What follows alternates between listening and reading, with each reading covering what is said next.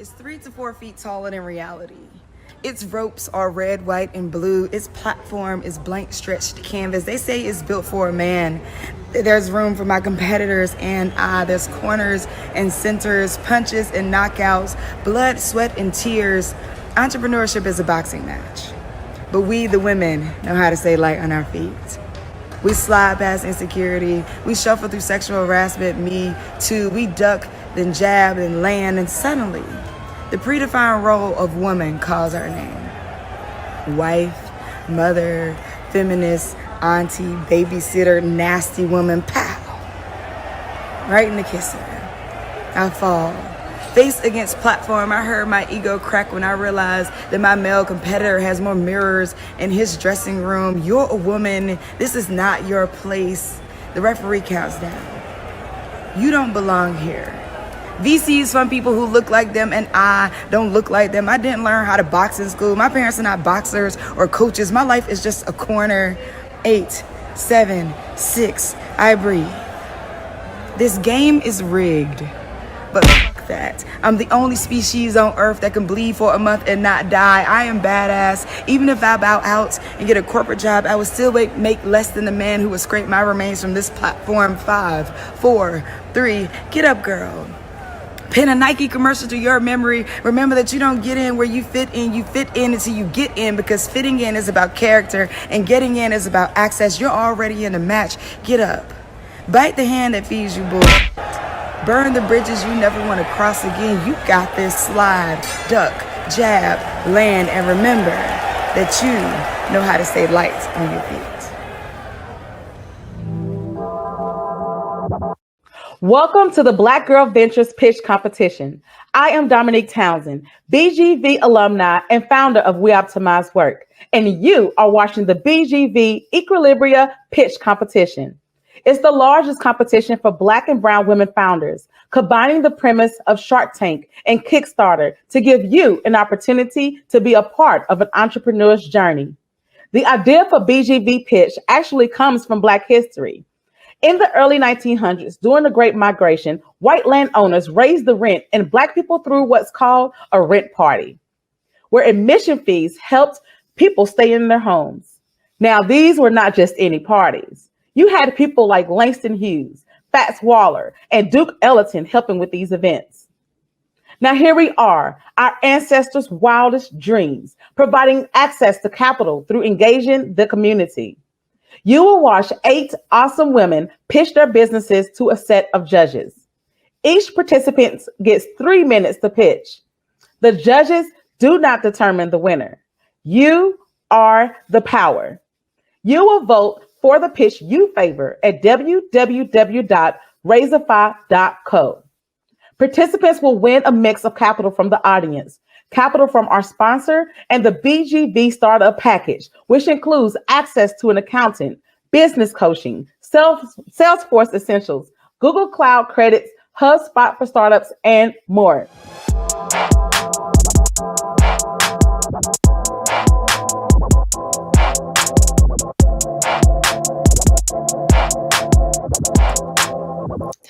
Good morning, everybody. My name is Coco Mears, and I'm the CEO and co-founder of Equilibria. We could not be more excited to sponsor today's pitch competition. It's so exciting to support these amazing founders who are building their dreams, and we are delighted to be here.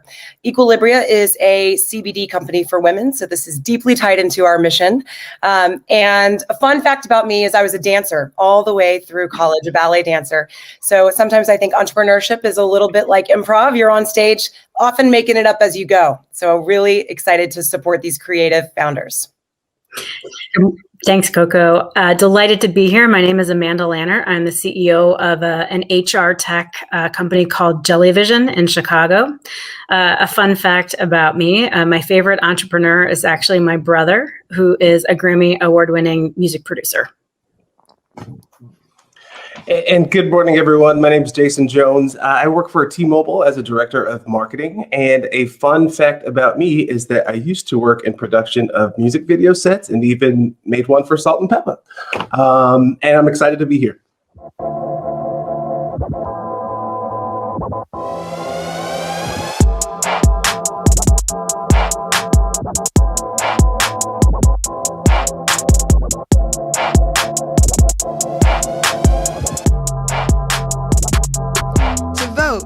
Visit Razorfy.co and select today's event. Enter your donation for the pitches you loved and click the donate button to proceed to checkout. Review and confirm your donation once more by tapping donate. And finally, key in your payment info to cast your vote. Voting will be open for 7 days. And remember, there's a $5 minimum for your vote to count. Your donation keeps a Black or brown women in business. You are changing the world with Black Girl Ventures.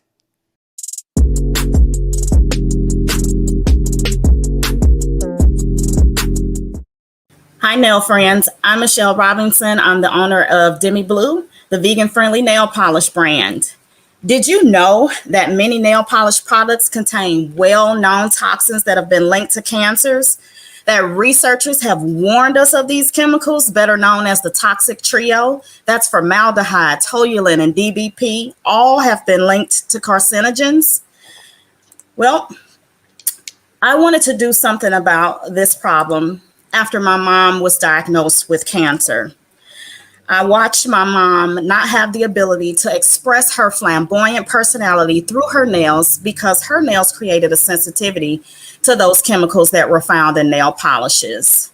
I wanted to make sure that my mom had an opportunity to use healthier products for her nails and continue to be the expressive sunny Juliet that she is. So Demi Blue is a better choice. It's 10-free, meaning that we've eliminated 10 of those toxins that have been linked to cancers and developmental defects.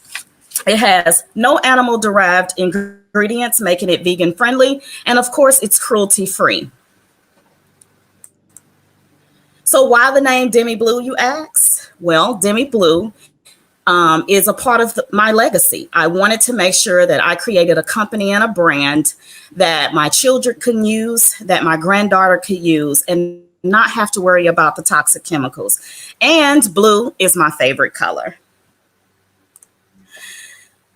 So we definitely know there's a market for nail polishes. Nail polishes have been around since the 1920s in some form. Currently, women in the United States, over 100,000 women in the United States use nail polish. And it's projected to increase to 102,000 women in 2024. Those are the women that we're looking to target.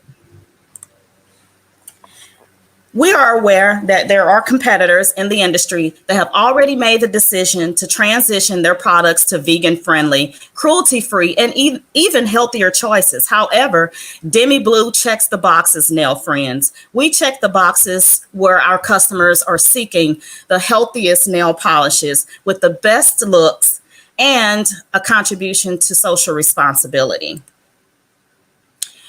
Just in the 12 months that our products have been on the market, we've sold over 7,000 units and serviced 235 women in our community. We do have online presence. We're in 3 consignment stores. We're in 5 brick and mortar stores. We're even on the Walmart marketplace. And not only do we sell our products, but we are in our community. We provide free manicures to cancer survivors. We don't just sell products, we walk the walk. We're in the community, we're giving back, and a portion of our sales go towards the efforts of providing those free manicures to cancer survivors to ensure they have access to the healthy products. So our team is small, and of course we're growing it. I'm Michelle, I'm the CEO, and my background is in healthcare and education, which makes me a very good candidate to provide this healthy product. And then I brought my daughter along, Deja. We're looking to grow our team. And with our projections for the rest of this year, we need $105,000 to make Demi Blue a household name across the United States. We're even in talks with buyers from Target stores and Ulta, and we need your help. Thank you. All right. Michelle, congratulations on all that you've built. This is really, really exciting, super impressive traction in just such a short time. Could you talk a little bit about kind of what the goals are for the next 6 to 12 months? You spoke about the competitive landscape. It's such a competitive space. So how are you going to make sure that Ulta and then that Target buyer choose Demi Blue for their shelves and not another brand? Absolutely. So we've done the research. We've walked into the Target stores. We've walked into the Ulta stores, and we've seen what's on their shelves. Now, they've made a commitment to make sure that they're engaging more African American and minority founders that share their missions to create healthier products. We are that healthier product, and we want to make sure that our customers and customers all over the world have access to us. I'll jump in here. I absolutely loved that pitch, Michelle. That was very memorable. The storytelling was incredible. You can see the mission behind it. My question is, a lot of times distribution can be marketing. You're saying something about the experience, and I think you know your audience. It's people who use nails for self-expression. That's not everybody, but It is very meaningful to those who do. Do you ever think about not necessarily trying to be everywhere, but being in places where that message will really resonate? Would you ever think about sort of vertical integration and starting your own nail salons, for example? Having a branded experience, and maybe you can have like more revenue in different ways than trying to have national distribution. Can you talk a little bit about really what the grand vision is in that regard?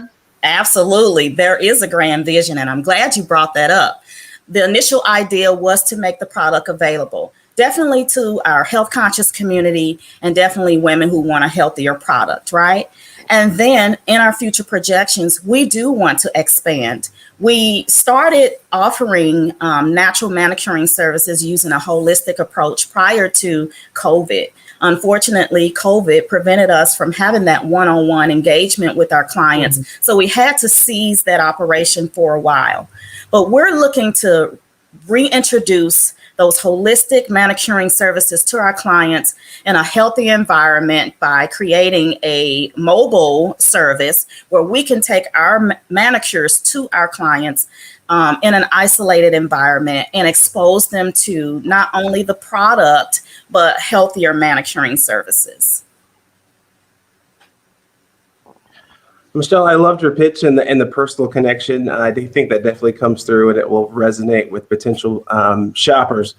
One thing that I ask, and a bit naive because this is not a space that I spend a lot of time in, but when you're talking about bringing your product to scale, I wonder how much of your emphasis in marketing will have to be on letting people know that traditional nail polish is harmful. Like, do you have to spend so much of your effort there before you can even really dive into building your brand, or how have you thought of that?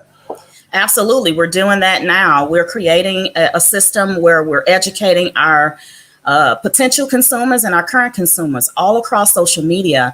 We're in the community. Like I said, prior to COVID, we were more active in the community, but we do focus group events where we invite women to participate in those educational sessions. We create blog posts. I have an ambassador program where those ambassadors are responsible for not only selling the product, but educating women in the community as well. So we definitely are taking efforts to make sure we're doing that. To vote, visit Razorify.co and select today's event. Enter your donation for the pitches you loved and click the donate button to proceed to checkout. Review and confirm your donation once more by tapping donate. And finally, key in your payment info to cast your vote. Voting will be open for 7 days. And remember, there's a $5 minimum for your vote to count. Your donation keeps a Black or brown women in business. You are changing the world with Black Girl Ventures.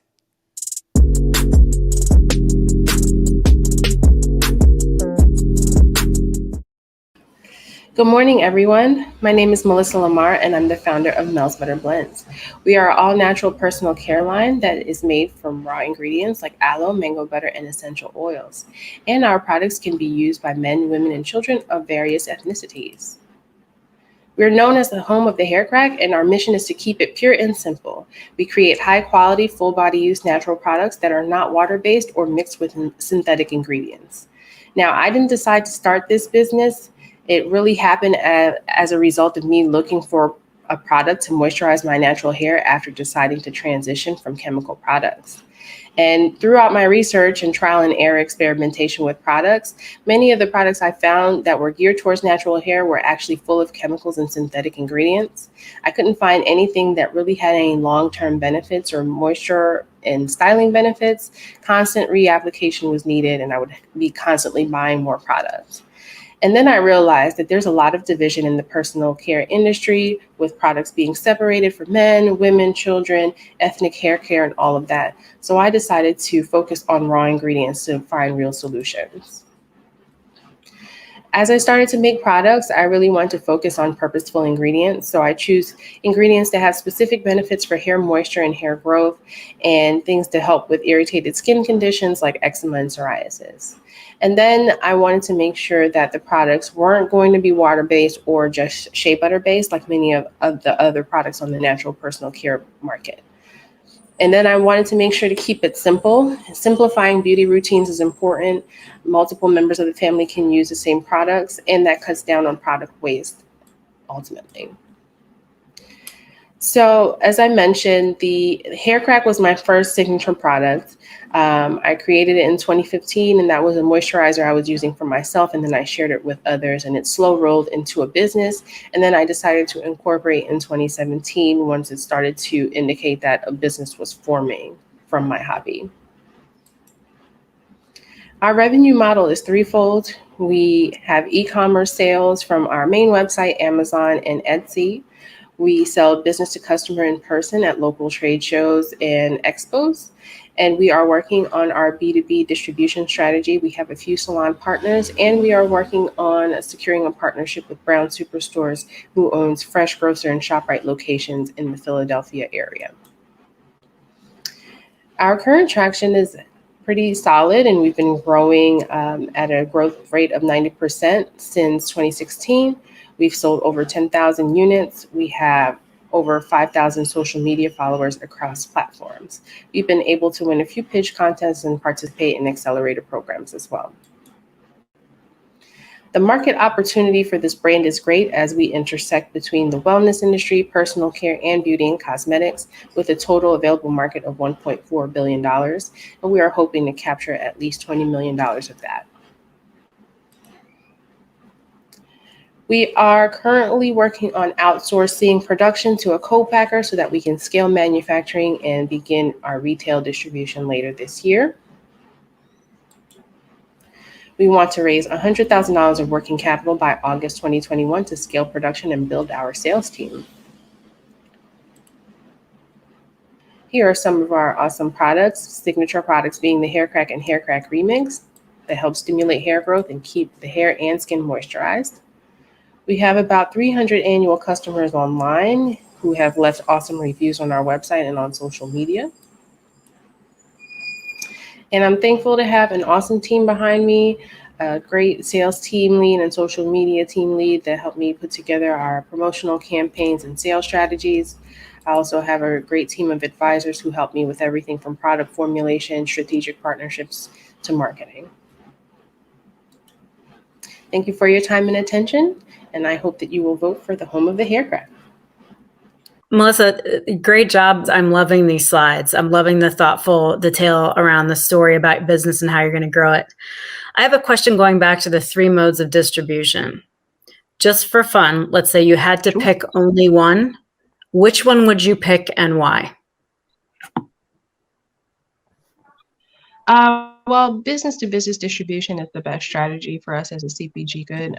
We definitely want to be in stores and on shelves, especially with our product that's very sensory oriented. People want to test it, smell it, try it before they buy it. So it's a lot harder to acquire new customers simply purely in e-commerce. A lot of our e-commerce sales have been repeat buyers who have purchased from us in person at trade shows. Again, like I mentioned before. So still having that ability to interact with the product in person is very important to converting new customers. So B2B distribution is definitely where we prefer to be. To facilitate that, Melissa, I grew up at L'Oreal as a brand manager. So by the way, I just have such appreciation for the size of this category, particularly as it relates to natural hair. Massive market. So loving all of this. Also love the applicability to skin, and that you're not just focused on one category, but these can be sort of omni-purpose products. I think there's a lot of promise there.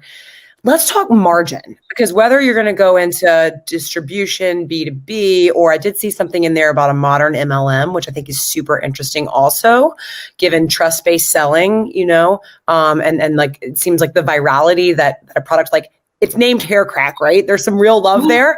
I think people could share that with each other in their community. No matter what, though, you're going to need a high margin. How much does this cost you to make? Currently, we sell 4 and 8 ounce jars. The 4 ounce jars cost less than about $3 to make, and then the 8 ounce jars are about $5 to make, depending on the blend. So each blend has their own set of ingredients. So some are a little more expensive than others, but that's the average. So our margins are about 65 to 75% profit per product per size. It's going to change a little bit once we outsource to our manufacturer. But that's where our current cost is. A little bit for the better or a little bit for the worse? I want you to be in that 70 to 80 range, especially if we're going to go into B2B here. Yes, for sure. We are working on that. It's been with supply chain, finding right ingredients that are high, able to bring those costs down. Great. I had a similar question to what Amanda did in terms of the distribution option. So I know B2B would be where you would like to go, but also knowing that might be one of the more challenging for you to succeed in terms of getting things up and running initially. Are the other two, or that you mentioned, trade shows and e-commerce, do you think that those are equally viable? Or if success doesn't come in the B2B space, do you think that that's going to be a really difficult challenge for this product to overcome? I don't think that it'll be a huge challenge. We've done very well just selling direct to our customers, especially with trade shows and pop-up shops. I can, make $2,000 in 4 hours, just because that's of the saturation of events and people show up at events to shop. And we've been very successful, even as a small fish in a big pond, at some of the larger regional trade shows, like in Atlanta. We've done the Talia Wajid World Natural Hair Show and sold out of products on the first day. So we can continue to go that route. It's just the B2B distribution will have a larger spread and be able to reach people in different regions. To vote, visit Razorfy.co and select today's event. Enter your donation for the pitches you loved and click the donate button to proceed to checkout. Review and confirm your donation once more by tapping donate. And finally, key in your payment info to cast your vote. Voting will be open for 7 days. And remember, there's a $5 minimum for your vote to count. Your donation keeps a Black or brown women in business. You are changing the world with Black Girl Ventures.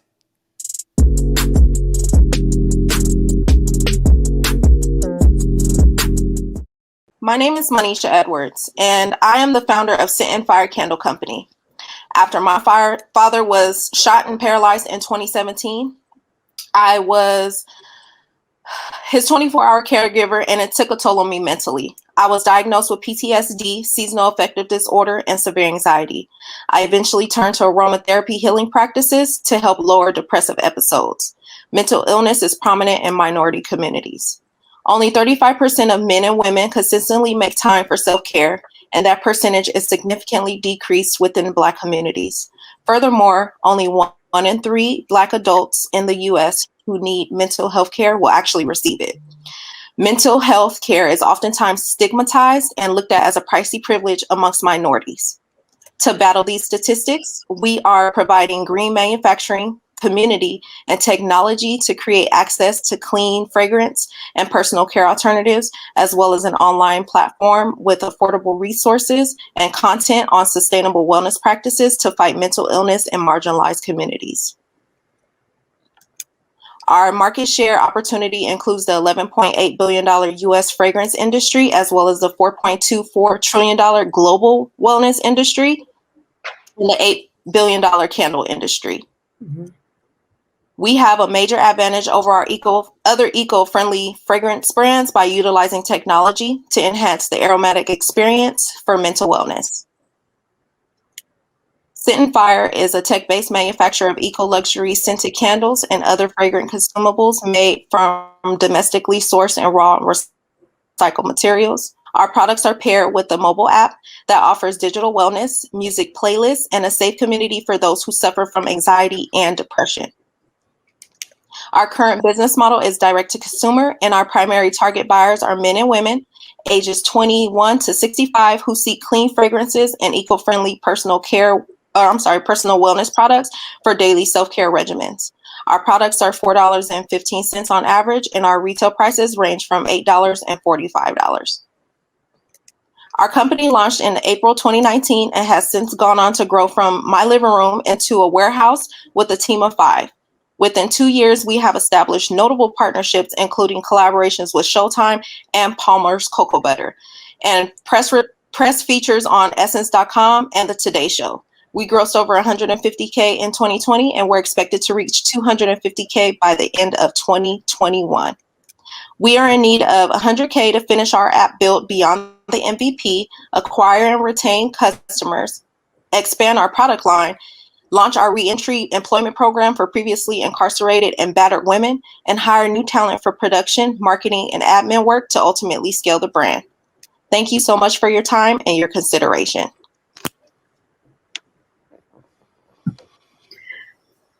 Great mission, great growth, and really beautiful packaging that I think feels medicinal, but also elegant and consumer friendly. Like, it just looked really cool.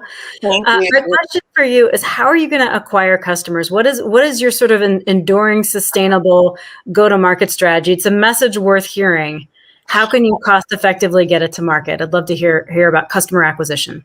So far we've had all organic reach, and all of our press has been organic as well. We utilize Facebook, Instagram, as well as the Facebook and Instagram ads. So we do both. We just started doing paid ads, and we also utilize organic content creation. As far as community building, we started a Facebook group that has grown tremendously. It's still growing, and our app component, which I'm actually completely done with the MVP, and we're getting ready to do an MVP launch. That community, the wait list is over 2,000 people on the email list. So we're pretty much all digital, and that's how we've gone to market, and that's how we'll continue to go to market. Monisha, the authenticity with which you tell your story is just really powerful. Thank you for sharing your story. Such an important mission, mental health generally, and especially in underserved communities. I love what you're doing so much. Thank you. As a founder who's tried to do too many things at once and has failed by not being focused in my career, if you had to choose, what is Scent and Fire? Is it a candle company and a CPG company that sells a physical good, or is it a mental health community that offers a digital app? Can you really do both, and what are your priorities? Honestly, if I essentially had to choose, of course, I would choose the fact that Set and Fire is a CPG company. We are beyond candles at this point. At the very beginning, we were just candles, but we are sort of transitioning into digital wellness because my sole mission, honestly, when I started the candle company, it was to help me get out of a dark space.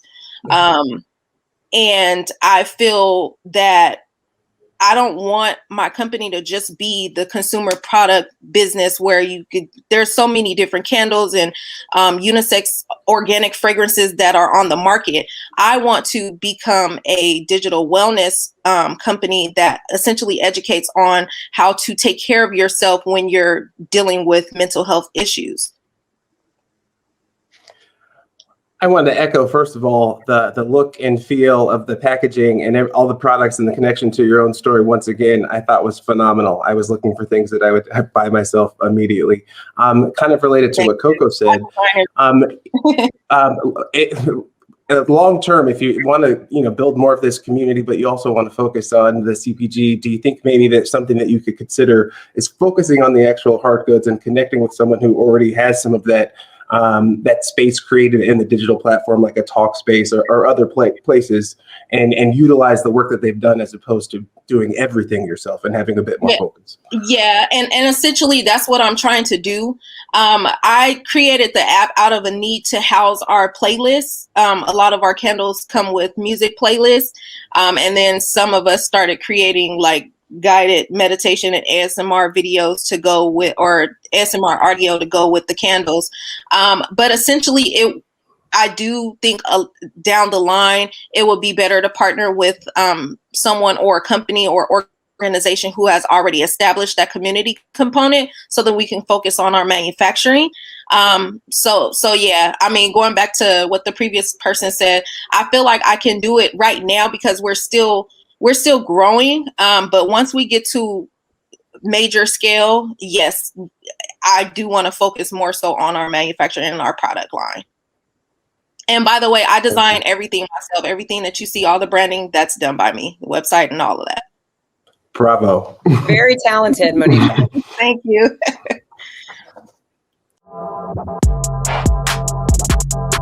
To vote, visit Razorfy.co and select today's event.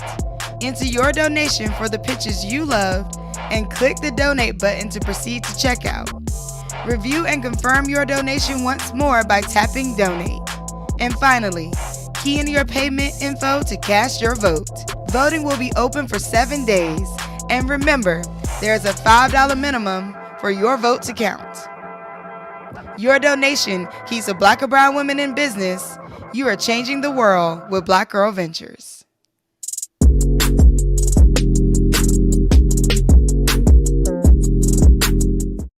Hello, everyone. I'm Ruth Gordon Martin. I'm a postpartum doula and founder and CEO of Coddle.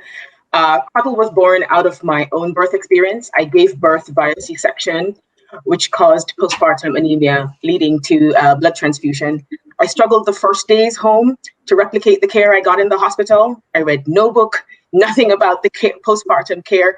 Thank God for my mom and my mother-in-law and my aunt that showed up with traditional remedies for postpartum to help me heal. So here's the problem. 3 out of 4 women get zero info or products to help them heal. And 40% of women feel depressed, anxious, and overwhelmed in the first week after birth. 50% don't know what to expect and are shocked when they look at their bodies.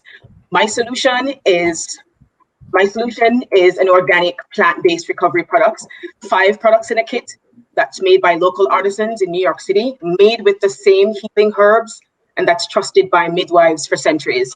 Along with the products, there's education, ebooks and guides, and there's a self-care weekly newsletter that's providing moms with validation and support they need to survive the most life-altering experience they have. The market as it stands now, there are 4 million moms that give birth in the US. 2.2 million of those I consider my addressable, and of that, I'm hoping to capture 10% of that, which is attainable market, which is 220,000 moms. If that happens, or when it happens, because it's going to happen, that's about 50 million a year in revenue. Our competition just sells kits. They just sell kits. They push kits. Coddle's advantage is that we educate and we build community. I'm also a certified practicing doula, so moms get access to me and my knowledge and information. Our target audience are first-time pregnant moms, second, third-time moms who I call the been there, done that ones who had no products and now find products to help them heal, and veteran moms who are part of our community, who are champions for their friends and buying products for them. There's also the B2B section, which wholesale, which are birth centers. They're independent midwives and doulas that are coming to us looking for products, and the organic marketplace that love our products and say, we want to feature you. I launched in the fall of 2019, and this is the revenue so far. And we've just been blowing up and selling boxes and spreading the word about postpartum recovery. Along with that, in terms of market awareness, I've been featured in my first partnership was with the Skim, and we sold 120 boxes there. We're on social media, growing our email list. I have about 3,000 moms now in our email list, spreading the word every Wednesday, telling them what to expect and giving them validation. There's also an ambassador program and reaching out to mom guides and blogs. I'm now sponsoring Natal Stories, which is a Black docu-series about birthing while Black in America. We've gotten awards from Very Well Family and also from Healthline Parenthood. We've been featured in Vogue, Shape, Harper's Bazaar, and with every press mention, we've blown out our search volume. So a recent one was 215%. This is our testimonials, and this is what moms are saying. Moms want the education. They want the products. Moms love our products, the realness of it. We're no longer into fads and gimmicks. We want real solutions to our problems. They want brands who are no longer going to sugarcoat it and just give them the realness. These are the humans behind working with me here at Coddle. And then our ask is 200K. The first 6 months, we'll hope to use the funds to reach other channels where moms are active, hire a full-time marketer, a freelance PR, a part-time content writer, and paid social and partnerships. The next 12 months, launch a planner. One of the issues that we see with moms is like they don't know what to expect in postpartum. So we'd love to offer a postpartum planner, a playbook of what to expect from hospital to home, and a C-section box involved in that as well. And along with that, offers virtual support and tutorial membership to moms. Thank you so much. Go, Ruth, go. I was wondering where you were for my first 2 pregnancies as you were talking. Incredible. Thank you so much. That's what everyone I meet say that. Where were you? Yeah. So much here. Obviously, your background, your credentials, the efficacy of the product is generating, you clearly have product market fit here. They're obviously working. When we look at this traction, there's real need here. Love the name. I love your passion, like so much to be, to celebrate here. Let's talk a little more about competitive differentiation because as you've mentioned, you view community and education and really showing up for these women as a way that you can differentiate from everybody else on this screen. Is there a way that you could digitally share, almost, kind of digitize birthing coaches or doulas or your knowledge base and kind of meet your customers where they are through almost a tele-ed approach? How do you view really building community, offering education beyond just the products? Can COVID help you here by allowing you to do sort of e-consultations with these new moms at their most vulnerable times? I mean, that's what I said about the about offering tutorial memberships or tutorial membership is what I thought of in terms of giving moms some online, online access. What I find is all moms, we're all stuck in baby, right? Baby brands, baby registry. So a tutorial to help moms prepare for postpartum. That's one way. We're looking to the future just to add that piece. In terms of tele-doula, that's another aspect, but I think that could also be an add-on to the tutorial. One of the aspects one of the other things I think about as well is like when you buy a box, you get access to that kind of teleservice, a virtual support group, right? Those first 6 weeks they're hardcore. They're life and death. So that first 6 weeks of, as you call it, teledoula or virtual support group is definitely needed. So that's one way we want to branch out and just in our ask. Gauze underwear, ice packs, bloody nipples. I just like this. We plan so much for the baby and we don't plan for ourselves postpartum. I think that is just incredibly powerful. I want to go back to this community thing because I think it's really, really important. I'd love truth and caretaking is happening more and more postpartum. Communities are sprouting and there's like honesty and transparency. What unique, distinct, and unmet need are you going to deliver through your community that's not being met on new mom Facebook groups, on TikTok, on Instagram right now? Give me the distinct and unmet need you're going to fill that's going to galvanize a community outside of just Facebook or other support groups that exist right now. Showing them how to heal. How do you heal? Like, it's C-section Awareness Month was all of August. How do you heal your C-section scar? After you leave the hospital and you're home, how do you get out of your bed? That's one of the issues I had. How do you roll, tuck, put your legs up, hump over, so the realness of it, showing you that as a mom, your body didn't fail you. Your body's it did what it needed to do to bring life into this world. A lot of validation around that. So a lot of moms, don't know how to heal. They go home and sit out and wait out the healing process. So a lot of what I show here, like how to use a perineal balm, how to use a nipple balm. And then the rawness around that, right? So that's why I said we're done sugarcoating. So you'll look at it, and even TikTok is all gimmicky and blah, blah, blah, and nice fancy, like all the niceness of it all. And the jokes come with it because that's always another point too. But I present the realness of it all, the rawness, the vulnerability. And I think that's what separates me. And that's what women come and that's what they say. They don't really prepare us for the post party. Huge props for educating and, really showing us what to expect. I bled for 6 weeks after giving birth and no one told me I would have bled for 6 weeks. Night sweats. Who knew? Yeah. So like showing you what night sweats look like or what to expect, just that expectation of rawness and realness.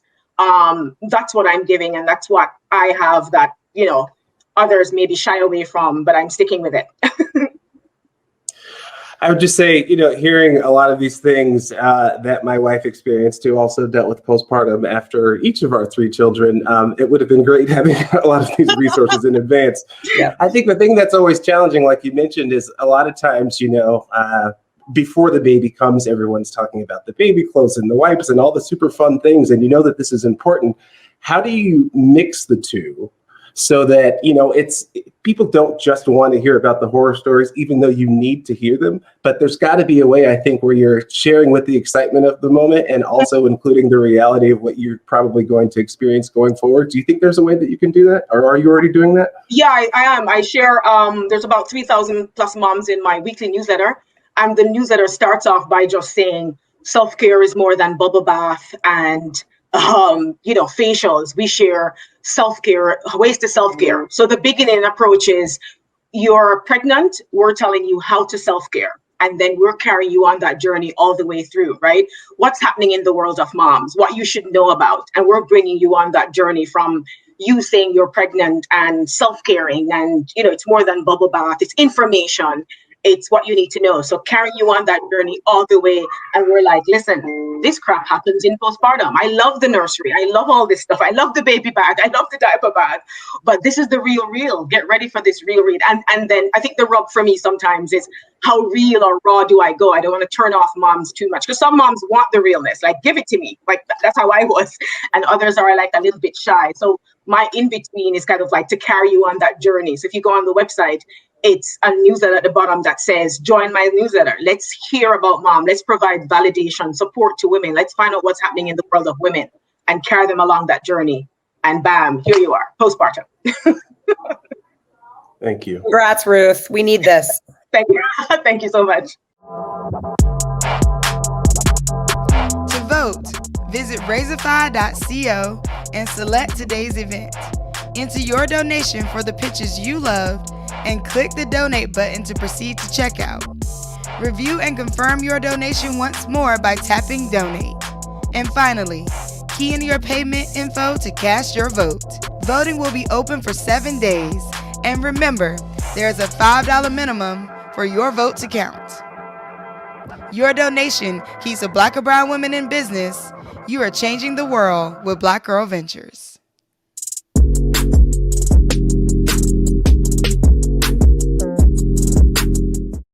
I went from being bullied to being the brittle queen. Hello, my name is Natasha Brown Wainwright, and I am the CEO of Natasha Just Brittle. I'm also hailed the brittle queen and chief brittle maker. People who know my story know that Natasha's Just Brittles began by teaching my daycare children a lesson in business.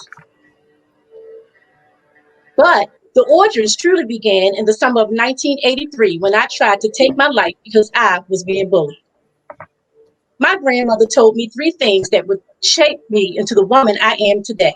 First, she said that my life was not my own to take. Second, she said that I was here to serve God, family, and community. And last, she said that I was here to serve a purpose. Shortly after, my grandmother started to take a few hours from her Social Security check so that I could buy ingredients to make yummy desserts. Birthed in December 2009, Natasha's Just Brittle specializes in hand-cut artisan brittle made in 40 delicious flavors and counting. We take our brittle bits and incorporate them in our handcrafted chocolate treats, and we take our brittle syrup and make delicious gourmet brittle popcorn. And let's not forget my Sneakerdoodle Brittle Crunch cookie. You can say that I put brittle bits on everything. In 2017, I was featured on QVC, but that opportunity almost slipped through my fingers because I needed a licensed facility to produce my products. I looked everywhere and no one would help me. So I created a small batch manufacturing facility to create my own confections. I have operated Natasha's Just Brittle production facility for 4 years with a staff of 3 people. We have been on the shelves of Whole Foods, supermarket, Harvest Fair, and other specialty shops around Maryland. We provide confections for corporations like the Baltimore Convention Center, Visit Baltimore, and Capital One. The problem? There are not any manufacturing facilities catering to intermediate food producers. Since COVID, many businesses are being started by women out of necessity. During this month alone, I have started 3 women in my commercial kitchen who lost their jobs due to COVID. Coming in September 2021, Made with Pride, a full-service processing plant to develop sweet treats, coffees, and teas. I expect 5 out of 8 of these manufacturers to be women of color. Today, I am here seeking $200,000 to finish Made with Pride. Funds will be used to secure a 25-foot double-sided hood, manufacturing equipment, shelving, small wares, and most importantly, a processing team. This processing plant will not only be the saving grace for other intermediate manufacturers, but it will help me tempt more households with the sweet taste of Natasha's Just Brittle. Natasha, I'm getting very hungry as you present. Those look amazing. Such gorgeous product photography and distribution efforts on your own brand. You're obviously, such a leader and a mentor to these other young entrepreneurs that you want to come in and facilitate. Can you just help me understand how much of this raise in your vision is for the Made with Pride processing plant? And therefore, others, and kind of what's the business model there, right? Like who comes in here and are they, are you charging some sort of fractional rent for them? Is that the business model for this 200K? Or yes, ma'am. What percentage is to scale Natasha, is to scale your brand? Help me understand the split. Well, I run a commercial kitchen, and it's a dual commercial kitchen and manufacturing facility. I have run out of space, so I am separating my processing plant from the commercial kitchen, and that you will see in the shaded area. So a lot of it is for Natasha's Just Brittle, but to fund it, my idea was to bring in 8 manufacturers to grow their business right alongside me, so that we can have that processing team to help us with our products and to scale our brands. Basically, there is no small processing plants for the type of products I spoke about: cakes, cookies, donuts, ice cream, juice, sauces. You may find a processing plant that just make sauces or just do juices. But I find as an African American woman, it's very hard to afford those type of things. Since I already have this model and I'm knowledgeable in manufacturing, the idea is to help other companies along with Natasha's Just Brittle Grow. My model always has been, if I eat, we all gonna eat. Awesome. Oh, sorry. Have you considered, so you talked about, when we're talking about sweets and candies and baked goods and those things, I mean, I would imagine that's a pretty crowded space. There's a lot of people that are playing there. But when you're discussing a processing plant and having there not be other places like that are serving that industry, do you think the greater opportunity might be for you to focus here and really see where you can take that and not only be assisting people as they grow their businesses, but bring in additional revenue for you that you could scale? I thought about like using co-packing and things of that nature. And then again, other large processing plants, they don't help the small business person. You already have to be producing 100,000 units for them to even take a phone call or provide you with an email. There is no distribution for a person like me, a small business that has the capabilities of growing or branding or manufacturing their own product. And a lot of people are kind of particular about their recipes. I've had things stolen from me. And long story short, I made a bra and I was about maybe 26 years old. I went to a patent attorney and somehow it landed in Victoria's Secrets. So we don't like sharing our recipes and our ideals. So if I can have the recipes on our plant and we self-manufacture, we feel more comfortable with that. And I think I can help those people just grow their brands, and myself, because we need the space as well. So I'm going to be the third judge in a row that sort of hits on the same things. First of all, Okay. You win the Lemonade Out of Lemons award. Your story is so consistently of you showing amazing grit in the face of adversity. And I sense you may be sitting on a really big backable idea, which is enabling small businesses, particularly with underrepresented founders, and incubating them in the form of a physical space that's a kitchen. And I think you could bring strategy and physical kitchen space to enable a whole new way of working post-pandemic. And my question for you is simply, my advice is focus. Are you a brittle business or are you a kitchen business? Pick one. They're both worthy, but I think it'd be very hard to do. It's hard enough to do one. I'm glad you said that. So I have hired 2 chefs. My dual kitchen has operated as a processing plant for the first 2 years I was there, since 2017. 2018, it became a dual commercial kitchen. The only reason why I feel like I can do this is because I have 2 chefs in the kitchen that are,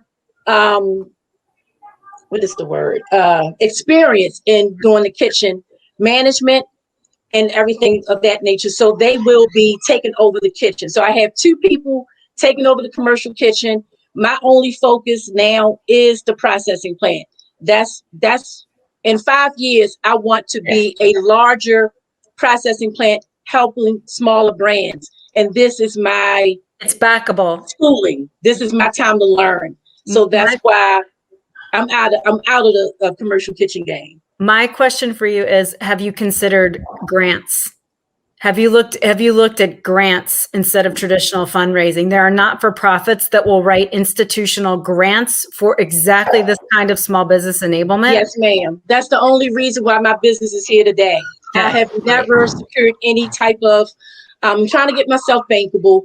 I've only used grants and pitch competition money in the last 4 years that I've been open. I've probably won about $200,000 in grants and pitch competition money combined. Awesome, Natasha. Congratulations on all that traction. Very impressive. Thank you, guys. To vote, visit Razorfy.co and select today's event. Enter your donation for the pitches you loved and click the donate button to proceed to checkout. Review and confirm your donation once more by tapping donate. And finally, key in your payment info to cast your vote. Voting will be open for 7 days. And remember, there's a $5 minimum for your vote to count. Your donation keeps a Black or brown women in business. You are changing the world with Black Girl Ventures.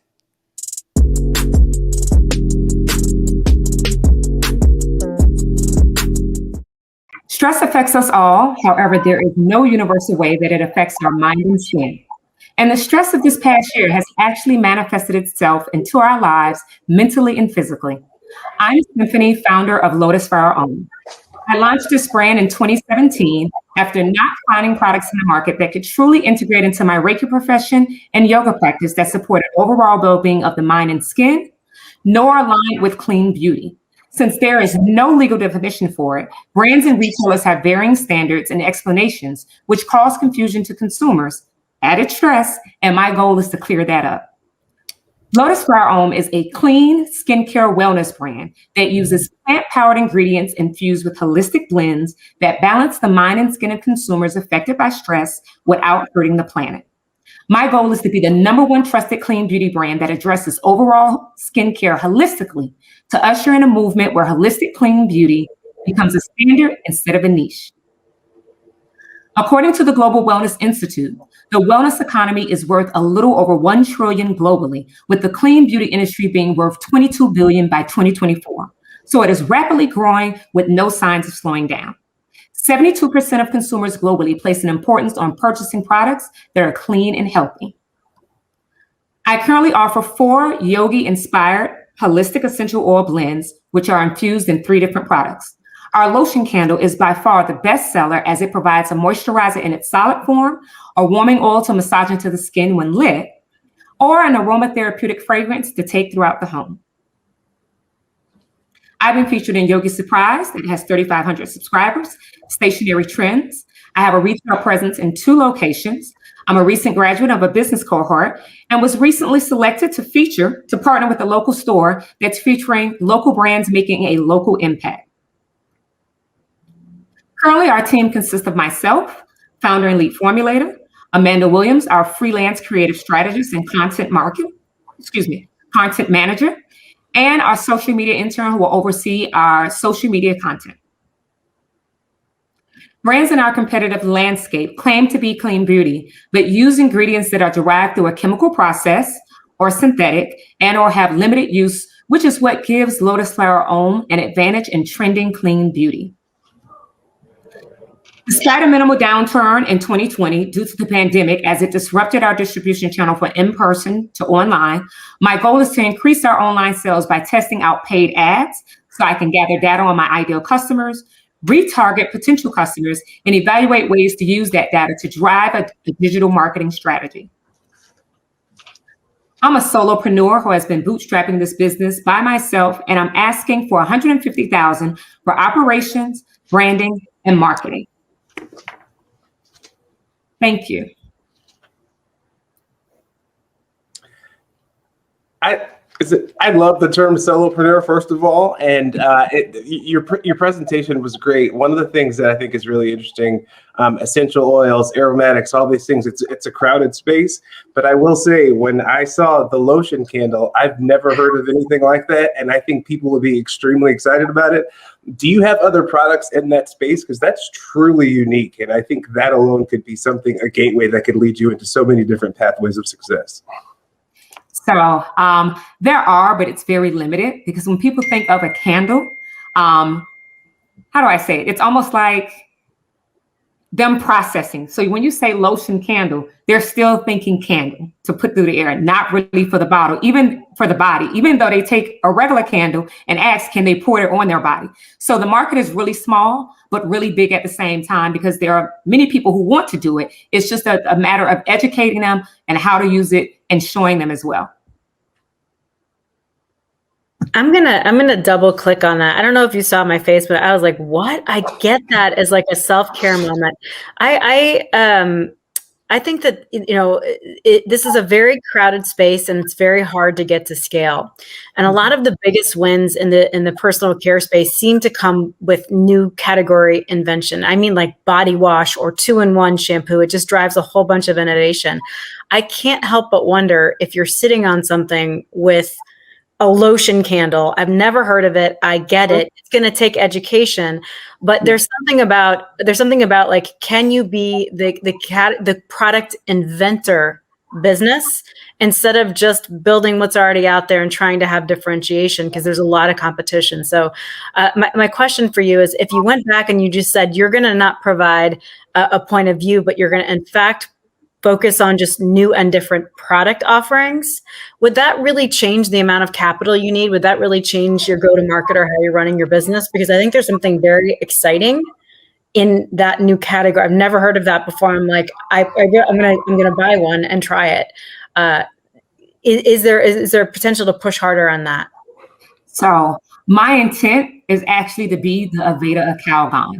It's getting me to encourage consumers to put themselves first in all aspects of their life through taking care of them. So hence why the lotion candle became available. Since it was something that people kept asking the market, can you put that candle in me because it smells so good? I was just like, you know what? Well, let me create this and see if that translates over.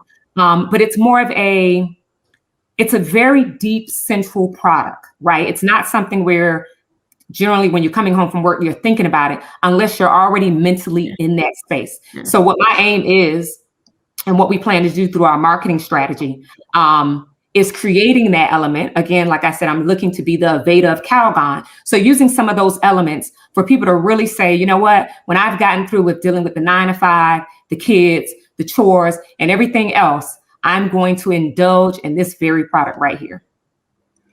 So, Symphony, go ahead, Amanda. I was just going to chime in. It's like those peel off masks that you see on TikTok, and everyone, we put those masks on our face, like a whole category has been created. This candle goes with that moment when you're sitting there with 20 minutes with that thing on your face. Like to me, it's the body version of the face mask that so many people are now buying. I love that. I think, Symphony, we're all excited for you, and we all want you to be successful, and we're all just cognizant of how crowded the space is. Right. And so it's like, what's that thing? You bring such passion, you have such vision, but what's that thing that's going to give you a little lead to like get you in there and really differentiate the brand? But like, you're going to be successful, and we believe in you. Tell us about operationalizing this and co-manufacturing. I mean, who's making this when you have hit those higher levels of scale? You can't do it artisanally by hand.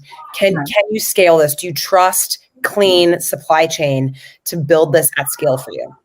Okay, so that is our plan over the next year. I want to say one to 2 years, which is finding a cosmetic manufacturing plant that makes by hand. I actually found one that was in Daytona, Florida, but because they're not locally in Atlanta, and I'm the type, I'm kind of micromanaging right now. I like to pop in and see what's going on. But through what they did for us in our initial launch, it was completely satisfactory. So as we see ourselves going towards being in more retail locations and getting an increase in orders, we are looking at doing,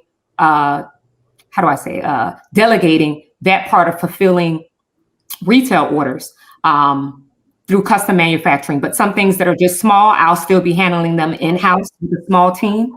And then aside from that, we're investing a lot of funds into building a strong marketing campaign. So this is how this product is going to be that number one rise is through a strong visual campaign, showing people not only what the product is, but showing them the after effects, what the solution it's going to give for them, which is the calming, which is the self-care. So with bringing on a marketing strategist, a branding strategist who has that visual element to be able to create that story, we plan on running these ads through Facebook, maybe some in-store signage, through our email list. creating a community. I call them lotus flowers for now, but just getting the whole hype about it and getting people really into it. So it's just not something that I'm only using as a last minute item, but something that becomes a daily thing that you do. To vote, visit Raisify.co and select today's event. Enter your donation for the pitches you loved and click the donate button to proceed to checkout. Review and confirm your donation once more by tapping donate. And finally, key in your payment info to cast your vote. Voting will be open for 7 days. And remember, there's a $5 minimum for your vote to count. Your donation keeps a Black or brown women in business. You are changing the world with Black Girl Ventures.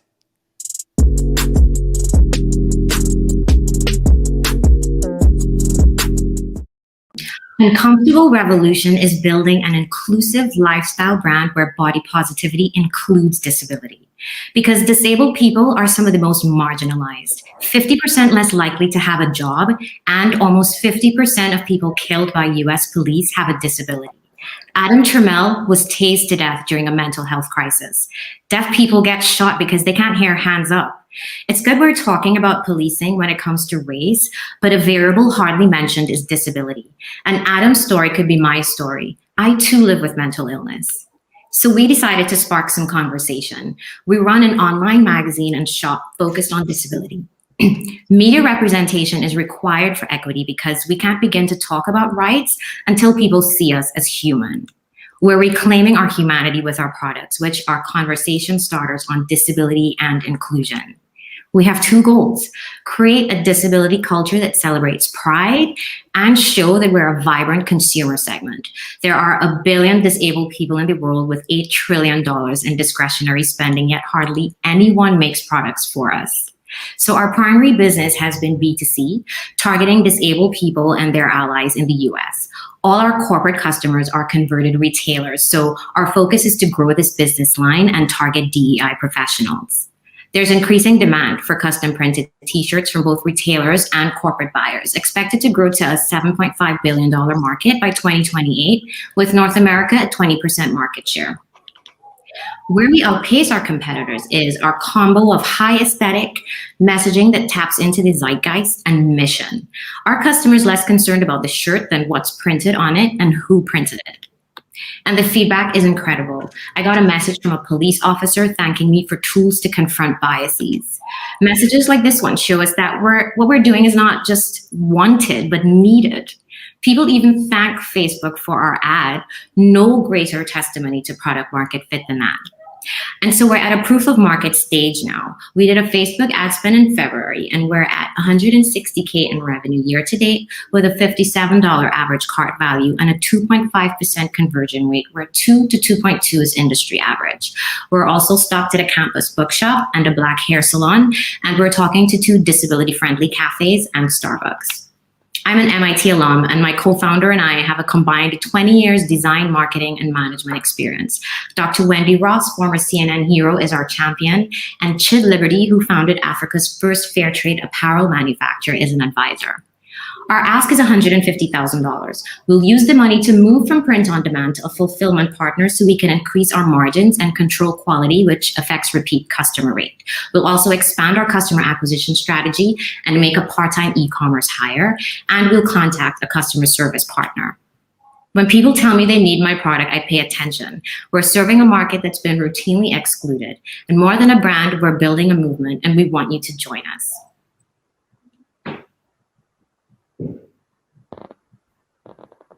So impactful, Corinne. Congratulations. This is really important and necessary. And, I think we can all thank you for the trailblazing work that you're doing. My question is about focus. It's a theme that's come up today. But I can see like so many possibilities with this, this really, mission critical line that you have. And so are you focusing on media and community, or are you focusing on fashion and apparel? Are you focusing on B2B? Are you focusing on B2C? Like you're this is a giant vision that you have. Can you crystallize for us a little bit more how you're going to bring it to market and what your sequence really is? Yeah, absolutely. We see ourselves as a lifestyle brand first, and embedded in that is community. We've been running a magazine for 3 years, so we really try to embed ourselves in our community and listen to the important conversations. But our focus really is our e-commerce store. Like I said, it's really important for us to show that disability is a consumer market. So our focus is we have seen success with D2C, and because all of our corporate customers really were just converted retailers that we hadn't pursued aggressively, this is something we want to focus on for the next year, growing that B2B side. But that really is where our focus is right now. Great. I am obsessed. I love your product. I think you really managed to, you said you hit into the zeitgeist, but you did it with really cool apparel, like that bag, you know, if you can be anything, be inclusive. I think you're really sitting on something here. So I want to just focus on distribution. Really, my question is, how can I be helpful to you? But I'll ask, like, what is your method? Is it an affordable model to scale just through Facebook advertising? Do you need to be in an Amazon store? Do you need to be in Target stores? Like, what's your vision? If just focusing on apparel distribution and apparel sales, what to you is the path of least resistance to get you where you want to be? Yeah, absolutely. So our first thing is to get out of print on demand because the margins are high. So we really are looking for a fulfillment partner. Right now, we actually want our focus to be D2C online. In terms of scalability, we actually want to take the model more to also a creator-led community as well. That's, further down the line. But in terms of distribution, I think in terms of scaling, we definitely want to be in brick and mortar shops. We want to be physically where our consumer is. At the same time, we also know that the disability customer is largely online. They follow a lot of influencers, and it's very community driven and community led. So we also want to make sure we're reaching our customer and controlling our customer. I'm dead serious. I think you should go to Urban Outfitters right now and see if there's a pre-order. I think you need to think big, and I think you need to start thinking about retail chains who understand that statements and apparel mix. And I would start saying, is it really e-commerce, or is distribution is marketing? Should this be in certain retail stores that are dying to be relevant? Yep. Absolutely. As Amanda mentioned, I'm obsessed with the product as well, the statement shirts. I have a daughter on the spectrum, and it's nice to be able to have apparel that, speaks to her needs and make sure that it's normalized and people understand. So I really love the work that you've done. One of the things that you mentioned was talking through how you will have repeat customers, because a lot of people will either themselves or someone in the family find a great product, but how do you get them to come back? Will there be future evolutions of the product line so that people will continue to be interested? Yeah, absolutely. So what's really unique about us is I think people are following a brand and not a product, which gives us the ability to do a lot of fast pivot. Like, people aren't here for the products, they're here to see the next design. And so what we're really positioning the store as is it's more about designs, and we want to really tailor campaigns and releasing of new designs and new products to keep people excited, because today's consumer really wants a lot of customization and fast changing products. So we're making the focus about the design, and it's all about the messaging about releasing a new design and getting everyone excited and anticipating that next design. Can I just add also, you have a wonderful energy, and anytime someone needs someone to speak on their behalf, they should send you. Oh, thank you so much.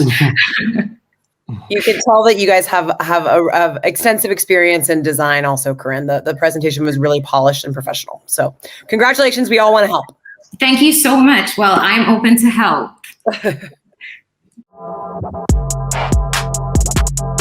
To vote, visit Razorify.co and select today's event. Enter your donation for the pitches you loved and click the donate button to proceed to checkout. Review and confirm your donation once more by tapping donate. And finally, key in your payment info to cast your vote. Voting will be open for 7 days. And remember, there's a $5 minimum for your vote to count. Your donation keeps a Black or brown women in business. You are changing the world with Black Girl Ventures.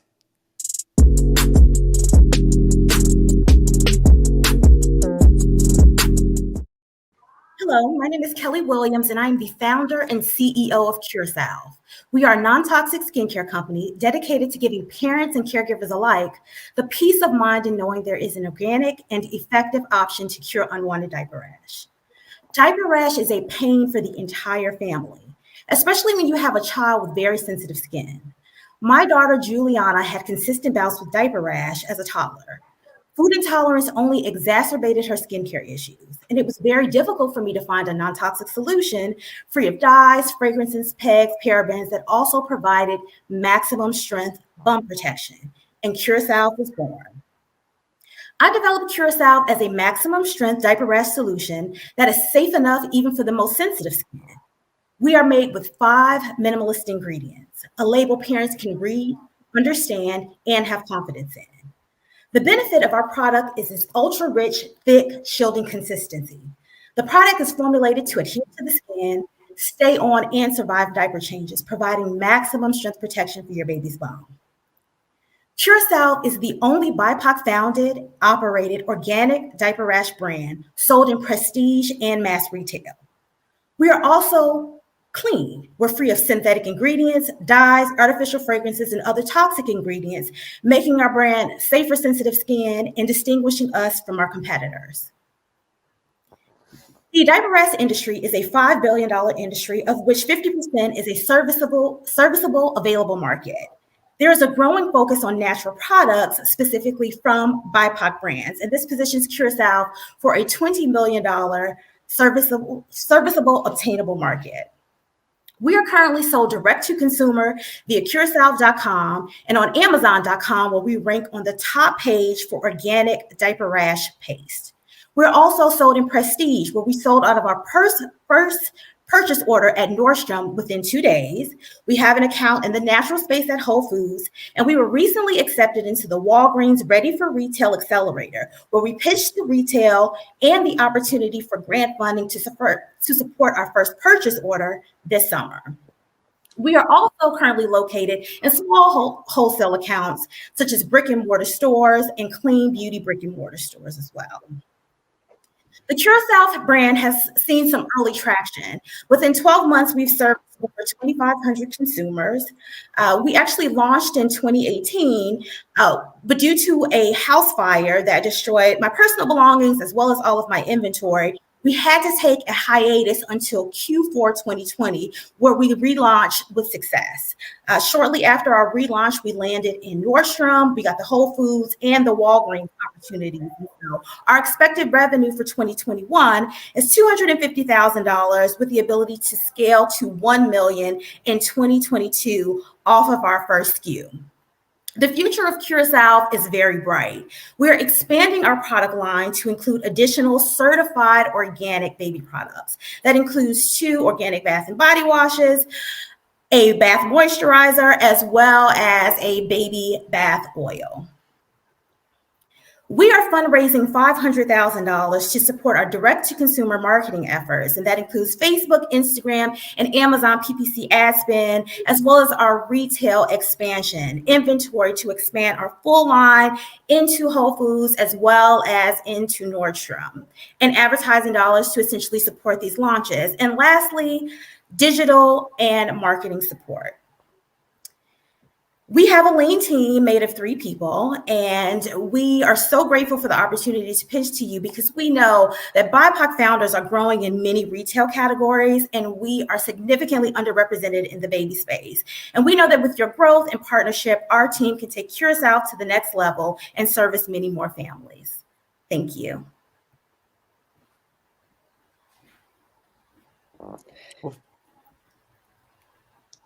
Go ahead. Sorry. Kelly, congratulations. And I'm so sorry for all that you went through in 2020 with the fire. I'm sure that was just unbelievably hard. So congrats on landing on your feet, and the Nordstrom account, like huge props coming out of such a difficult year for so many reasons. So congratulations. I was just waiting for the line extension slide. The whole time I'm thinking, what's next? Because it sounds like you've got this one awesome product, but like, how does she become bigger? How do we make sure that Curacao, gets not just to $1 million annually, but to $1 million a month, right? Like what firepower can we throw on Curacao to make sure she's got, enough room in the planogram and enough products for people to buy to make that e-commerce business make sense. So can you talk a little bit, thinking about those next products, about like who your partners are there, like formulation? I mean, products is the efficacy is everything. People loving it sounds like they love the diaper rash already. How do you make sure that you've got the right formulation team so that they love the other products that are coming? Talk about formulation a little bit. Thank you. So I actually did, in terms of coming up with my own ingredients for the diaper rash paste, and I've also formulated my entire line. So I use the FDA certified laboratory actually on the West Coast, and they formulated my diaper cream based upon the ingredients I was interested in, and they did the same thing for our body wash, our moisturizer, and our oil. And they all have a minimalist profile, meaning 7 or less ingredients. And we've gone through stability testing, and they are ready actually for production. Exciting. Yes, I'm very excited. Thank you. So I really liked your packaging. I like your design, and even the aesthetics of this presentation. I think that this is a very strong sort of aesthetic play where your products look like they belong in Nordstrom, but they also look like they could belong in a Walgreens and stand out. But I just wonder, should they be in a Walgreens? There's probably a very premium price point here, and there's probably specialness here. Yes. Is there a more creative distribution strategy rather than relying on Target and Walgreens that will allow you to appeal to your type of mom in a way where the distribution is as special as the product itself? Are there other products that ship stuff to new moms where you could be, in a partnership? Are there other retail stores, whether, makers of unbelievable organic soft things for babies? Like, I encourage you, instead of like hoping for the holy grail of being in a Walmart, maybe you never should be. How do you think about distribution as marketing, and who really is the holy grail of perfect fit for you, not just massive distribution? Have you thought, is there anyone on your wish list? Yes. So the top of my wish list is actually mass distro, and that is Target, because they've really made a shift into carrying more, and they will continue to make the shift into carrying more upscale select products. And they're doing it in categories like beauty. And I actually think that the baby category will be next or very close behind. And they are just leading in terms of sales in the baby space. I do agree. And a large portion of my money will be invested into general marketing and distribution directly from the Curacao website to consumers and increasing brand recognition. But Target is still the #1 supplier of baby products at this time. And, I have, through a brokerage firm, been talking to Target, but I need at least $250,000 to even support a retail launch, because more important than landing an account there would be staying there. Yeah. And I know that there's just much more funding and general digital marketing and sales and coupon support and funding that I need to even do well with a large account like Target. But they still, because of their reach, are my top wish list. Nordstrom, Bloomingdale's, which I'm working with, they have not confirmed a purchase order yet. The prestige beauty buyers are not buying as significant. So Curacao has done well there and sold out quickly. But in terms, there's a complete difference between the sales that I do on Nordstrom.com versus a traditional like Amazon.com, where moms and parents are going on a consistent basis to buy the product. I was thinking similar to Amanda when you initially said Whole Foods and Nordstrom and then Walgreens. So when you initially started going down that path, was the intent to go to higher end retailers, or what actually led you there, knowing that Target is what you would like to land ultimately? Yeah, so I think the higher end retailers were actually the retailers that were willing to work with a smaller brand and to support a smaller essentially purchase order. at the time when I relaunched again in Q4 2020, I did not have $1 million to really support a national launch within a CVS in health or even within a Target. And so they were just willing to support the account and basically do a test market. How well are you doing on the West Coast, and just work with smaller brands there, similar to what Walgreens is interested in doing. And because of the packaging and the brand aesthetic, it is, as you guys have said, more palatable for folks like Masonette and the Tot and Nordstrom and Bloomingdale's. Well, congratulations, Kelly. This is obviously, I wish you were around for those. It always seemed to happen on a birthday, the worst diaper rashes, or birthday, christening, the moments when the kid was just crying all day long. So I wish you were around. Absolutely. Thank you. Thank you. To vote, visit Razorfy.co and select today's event. Enter your donation for the pitches you loved and click the donate button to proceed to checkout. Review and confirm your donation once more by tapping donate. And finally, key in your payment info to cast your vote. Voting will be open for 7 days. And remember, there is a $5 minimum for your vote to count. Your donation keeps a Black or brown women in business. You are changing the world with Black Girl Ventures. The biggest thing that I'll share that was thematic through a lot of the presentations that we had today is really just trying to have focus. When you're starting a new business, there's so many things that you want to tackle, and you see so many different opportunities and how large different industries are. But so many places are also crowded. So if you could really find where you excel, where you really have the opportunity, whether it's from the actual product, the distribution, whatever that may be, lean into that soul strength, and maybe other things will come from it later on. But trying to narrow down the focus, I think, initially would be really helpful. Yeah, I'd usually say something different, maybe talk about resilience and the importance of resilience, but every single presentation does not need to hear a message about resilience. It was a lesson in resilience. So I'm just going to say that the most important asset any founder has is in fact not her money, but rather her time. And it is so important that you spend time to think about the business instead of just running the business, to ask yourself, is this going to drive me closer to my goals, or is it just worthwhile? We spend a lot of time on stuff that's worthwhile. And what we need to do is know the real drivers of revenue, of sustainability, of things that let you sleep through the night. Worthwhile and driving the business forward are not the same things. And so much of the job is being able to try to figure out which is which, turn those off, and focus relentlessly on those. I saw so much heart and soul today in every single one of these founders. I mean, their own personal stories. They're just like against the odds. Amanda said, turning lemons into lemonade. And every single one of these founders had those formative, hard, moments that inspired them to get where they are with these products. I mean, there was so much heart and soul in every single one of them. Now, what I want for these 8 founders is to take that passion and to take that pride and all of the love that they've poured into these brands.